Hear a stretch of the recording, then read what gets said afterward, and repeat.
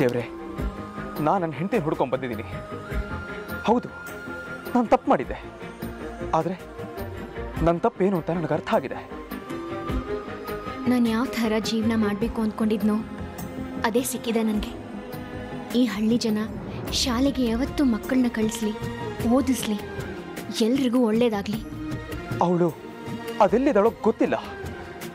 ಇದೇ ಹಳ್ಳಿಲಿದ್ದಾಳಂತೆ, ಆದರೆ ನನ್ನ ಕಣ್ಣಿಗೆ ಕಾಣಿಸ್ಕೊತಾ ಇಲ್ಲ. ಹೇಗಾದರೂ ಮಾಡಿ ಅವಳು ದರ್ಶನ ಮಾಡಿಸಪ್ಪ ತಂದೆ. ನನ್ನ ಹಳೆ ನೋವು, ಸಮಸ್ಯೆ ಯಾವುದು ಮತ್ತೆ ನೆನಪಾಗದೇ ಇರಲಿ. ಇನ್ನೊಂದು ಸಲ ನನಗೆ ಆ ಯಾವ ಅನುಭವನೂ ಆಗದೇ ಇರಲಿ ದೇವ್ರೆ.